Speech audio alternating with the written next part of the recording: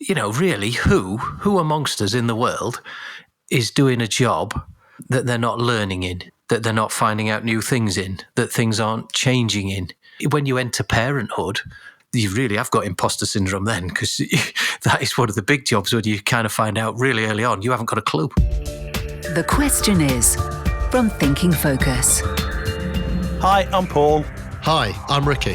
Hi, I'm Rich. Hi, I'm Rob. And we're all from Thinking Focus. The question is today, why do I feel like a fraud even though I seem to be doing good work? The question is from Thinking Focus, a podcast about how we sometimes get in our own way and what we can do about it. Who's told you you're doing good work? And I was reading the question out on behalf of somebody else. I'd just like to say that. So, in essence, what we want to talk about today is imposter syndrome. Wow. Now, there's a lot of it about. Interesting fact. There is a lot of it about, quite a lot. Interesting fact.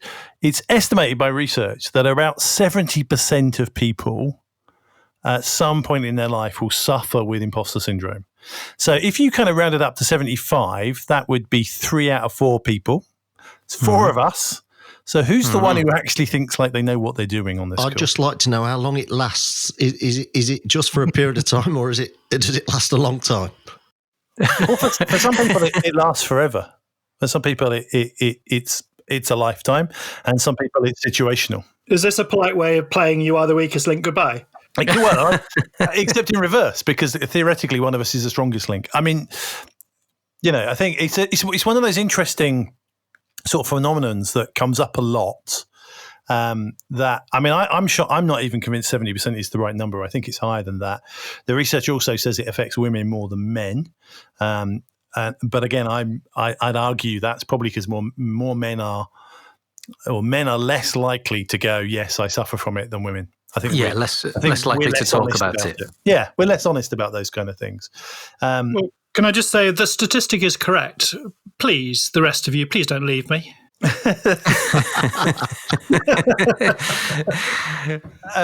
So I just thought it was really interesting with the 4 of us on the call on the podcast today to kind of talk about, what is this imposter syndrome and why is it such a big thing, particularly at the moment where all this change is going on and more people I come across are kind of feeling like that at any second someone's just going to come and knock on the door and say, yeah, okay, sorry, our mistake, you can go now.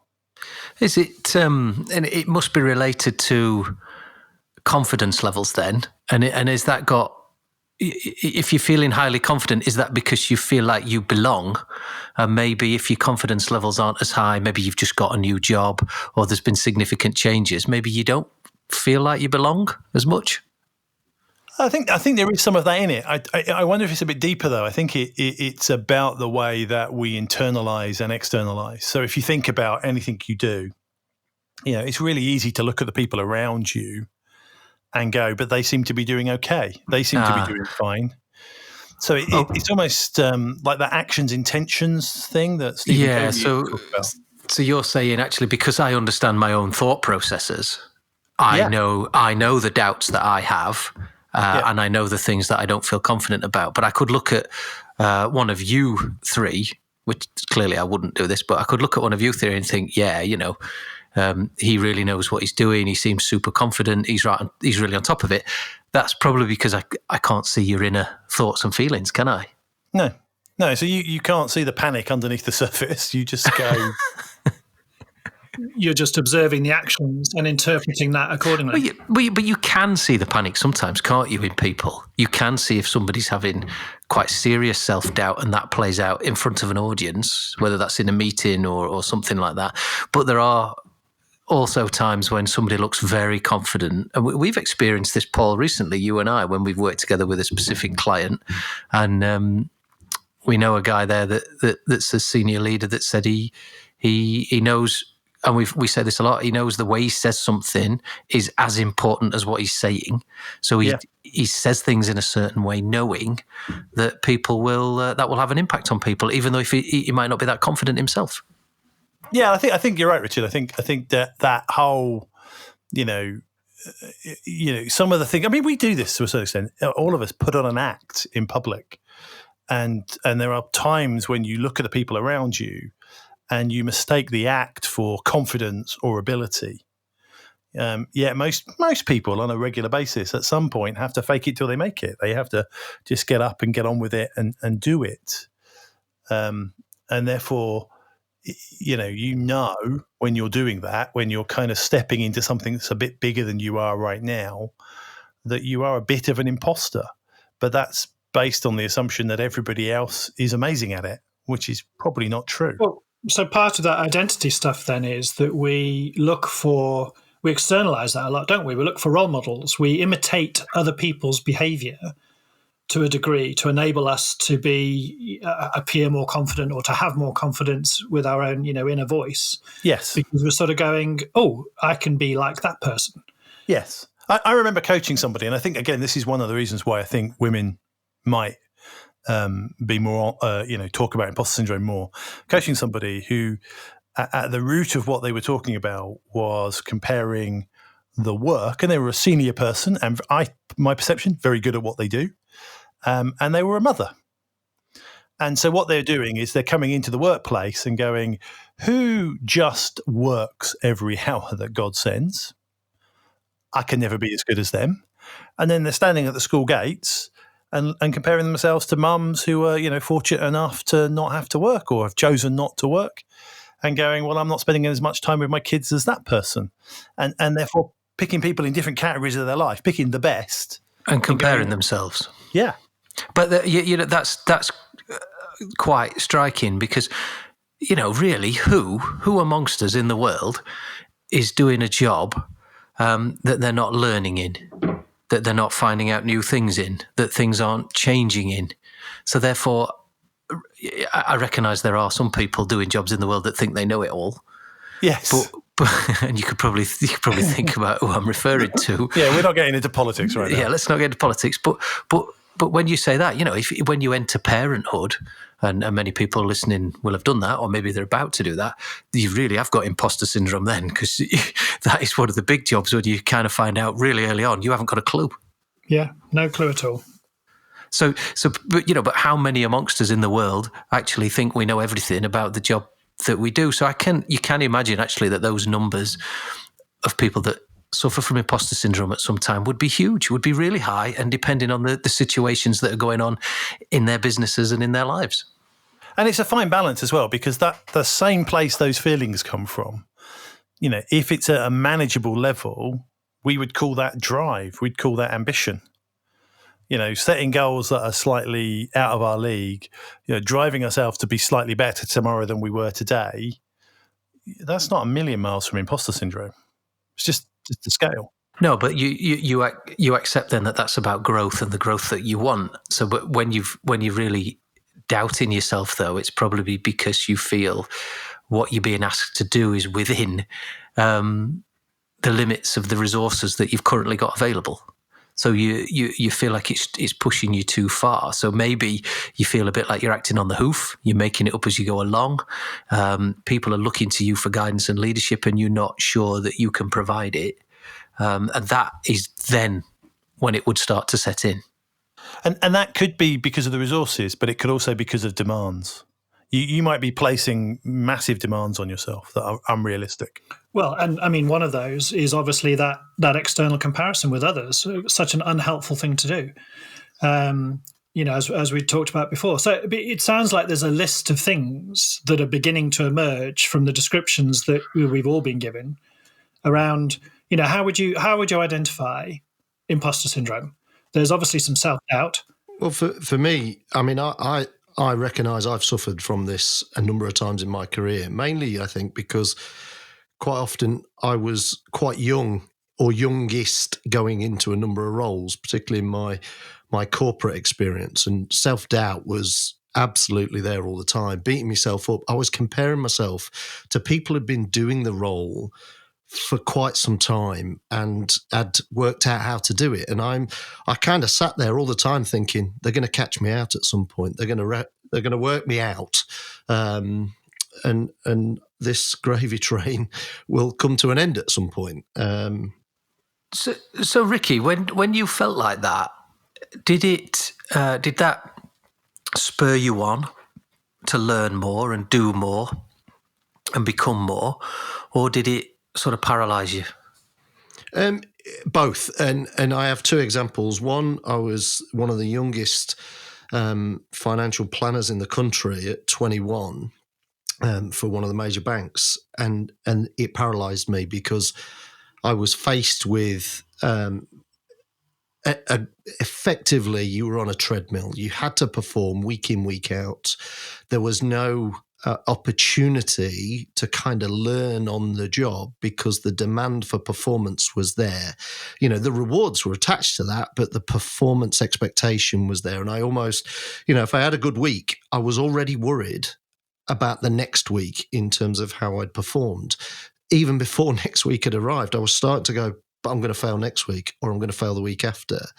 And then when I was a little bit older, I was a regional manager, again, the youngest of the group. I was in a group of 8 of us, but I'd learned from that experience. So actually, I did identify a mentor and I did identify some role models that I thought were doing the job, only to find they were equally struggling with the same challenges that I was faced with. But now I'd got somebody to bounce off, somebody to talk about. I was a bit more comfortable in my own skin. Even though I was still nervous about failing, I wasn't quite struggling in the same way. So I can absolutely relate to self-doubt, beating myself up, looking to be perfect. But also measuring and benchmarking myself against perhaps the wrong people. And after you'd caused the financial crash, how did you feel then? Clearly very, very distressed. So you talk there about perfectionism. Do you think that constant searching to be perfect then caused you to feel like you were not doing enough and you were going to be found out? Yeah, I mean, you don't want to let anybody down. You want to be, particularly in the financial services world, everybody is being benchmarked, assessed. They're always evaluating you. So you're trying to constantly keep above that curve. So you're searching to do the right thing. And every evening I would talk with my mentor, tell him what I'd done in the day, looking for reassurance that I'm doing the right thing. And sometimes I might overstate some of that stuff because I was looking for, I wasn't looking for anybody to reinforce the things that I was struggling with. I was looking for, something to build my confidence, really. So at what point then did you realise actually you could do this? Because I guess one of the things for all of us, and I'm like you, Ricky, I've suffered from imposter syndrome at different times in my career. And one of the things that I've turned to is to turn to actually results and turn to, anecdotal things that people have said to me that actually then start to give you some confidence and help you realise I'm doing okay here. I am doing all right. So how was that for you? No, I think I would agree with that. I think for me, ironically, when I coach people now, they go, I'm no good at this. And you go, okay, list all the things that you've done that would be on the win category and list me all the things that you would deem to be less than expectation and often, more often than not, the win category outweighs it by a mile. And you go, well, you're not focusing on the right side of that equation. If you focus on all the things you're doing well, then actually... And that's the negative bias coming out, isn't it? So we are pre-programmed to see the negative. And so, if you're going to go through life going, well, then, at the end of every day, let's list up all the things I screwed up today. Everyone's going to have a list, but you can't do that, like you say, unless you go and let me do the list of things I got right. It's all down to what I would call managing your self-talk, managing that kind of voice in your head to go, yes, I'm quite happy for you to have a conversation with myself about some of the mistakes, but I also have to have a much more positive conversation about the wins, the successes, the things I did right. And the things I learned. Yeah, otherwise it's completely out of kilter and you are going to feel like an imposter because you're walking around all day saying, I can't do this, I've got it wrong, I'm making mistakes. Well, Ricky, how helpful would it be very early on in any person's career to recognise that this is such a prevalent thing? You go back to the stat that you shared with us earlier. we're all looking around, looking at other people going, oh, they know what they're doing and I don't. And actually they're having exactly the same thoughts going, oh, I don't know what I'm doing and they don't. Well, Ricky mentioned something in there as well about a mentor. And, the importance of mentors comes through in that, doesn't it? Because as Rob said, you're looking around the room and saying they all know what I'm doing, but actually your mentor can help you realize, there were times when they felt the same. There were times when they faced that challenge, and here's how they got through it, and those sorts of things. And it's so it becomes, and I'm not sure we do this in business very well. We look at success and failures, don't we? We look at results, we look at performance. We don't always look at the journey. Well, I think it would be really helpful then. I think that's a great link, Richard, to go into, so how do we tackle it then? How do we give some guidance about things that we can do about imposter syndrome? If we recognize we've got it, then what do we do about tackling it? The first one is... Sorry, one of us has to go. Go on. Sorry. There is the point around the culture that you exist in. So if you're in a competitive environment where performance is both managed and, looked at on in my case, on a week-to-week basis, it puts you under pressure all the time. So I never felt psychologically safe to be able to share with anybody how I was thinking, because it was in an ego driven world where, it's all about puffing your chest out, you get on with it, you get stuck in, and that made it really tough. Whereas I think if we can create environments where people can externalize how they're feeling, what they'll probably learn is they're not alone. Clearly, 7 out of 10 or, nearly 3/4, as Paul indicated earlier, that the reality is being able to find a mechanism for people to share some of this stuff and celebrate the wins, learn from the failings that we have, because we have them, whether we like it or not. And I'm very lucky that I've got you three that I can bounce off and share some of that stuff. And I think we spend a lot of time talking about those things. So talking about it has got to be high on the list of things to do then, hasn't it? Because as you said, particularly men don't want to talk about this. So that's got to be high on the list. I think it's really important because it normalizes it. It starts to say, I'm not the only person who feels like this. One of the things I've taken to do recently when I'm coaching people on imposter syndrome is go and read some of the articles on the internet for starters, because there are some that list out really famous people who suffered from it. But the other one, I just want to put a call out to a video that's doing the rounds, been around for a while. It's a TED Talk. And it's from an Australian guy called Mike Cannon-Brookes, who is a self-made businessman. He's gone from leaving university to owning and running one of the biggest companies in the world. And he talks so eloquently about his journey with imposter syndrome and how he has to kind of lean into it. And there's something surprisingly comforting about going, this guy has achieved a lot, and yet he still feels like this. And this is perfectly normal. And I've watched that, and it talks about a lot of things we've said, that once he accepted it and was then able to talk about it, he felt okay with it. So he almost didn't feel like an imposter because he knew it was how he should feel, if you see what I mean. And interestingly, is people worry about it because they think there's something wrong with them. Really interesting fact about imposter syndrome. It's not. There's a book called the DSM, which psychologists and psychiatrists use to think about mental illness and mental disorders. It's not in there. It's not considered as being something that's a problem or a problem in the way you think. It's just normal. Can I throw another one in then? Things to do, Rob, that you said. I thought what Ricky said was really good.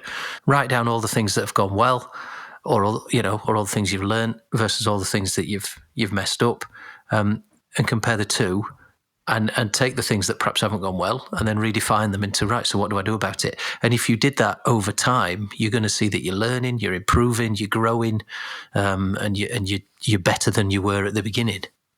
Well, it's putting things into perspective, isn't it? And especially if you're doing that by listening to other people, then you hear their perspectives as well, and it enables you to rationalize it. So it's getting all of that into the place where you can sort of recognize it for what it is. I'd like to add one other thing to this, which is about perfectionism, and kind of understanding that in all the things you do in life, at best, there are one or two areas where we need to be extraordinary, and most things we need to be good enough. And if you're holding yourself to the standard of I have to be extraordinary in everything I do, then no wonder you're going to feel like you can't match up. Most of the things that we do in life, we just have to be good enough at. So pick at least pick the one or two areas where you're going to push yourself and set your demanding goals, but don't set them in all aspects of your life. Is there anything else from any of you other three wonderful people around the table that you'd like to throw in? I don't feel confident enough to say. I was going to say, I'm now going to worry about that I didn't get something in here that I should have all day. And Rob's not, because he's super confident. Well, like I said, it's 75%, so one of us doesn't know it. And that's a whole other podcast about delusion. Yeah, we should do that one. Yeah, we should do that. Can we do that one at the same time as grandeur? Okay, Rob, as the imposter in our imposter syndrome podcast, would you like to wrap it up for us? Sure. No, I don't feel confident in doing that. So it's very prevalent. So we shouldn't worry about it at all because it affects so many of us. And actually, there's a whole pile of things that we can take into account in terms of tackling it. So if we think about anybody who's talking about or thinking that there's a whole pile of self-doubt and that we're beating ourselves up, then, first things first, go and talk about it. Rationalize it. Know how it feels for you and that other people feel the same. And that's going to be your quickest way of dealing with it. Thanks, guys. Well done, Rob. Thank you. Next time on The Question Is. Business is fluid generally, but it's more fluid right now. Change will happen on a regular basis. Are we going to need to be more focused in terms of the energy that we do in that remote sense, or are we going to start returning to the offices and starting to have those water cooler chats that have kept us sane for so many years, but now we're having to try and find that sanity in different ways? To find out how Thinking Focus can unlock the potential within your organization, go to www.thinkingfocus.com, where you'll discover more about the work we do, helping our clients increase productivity and enable change.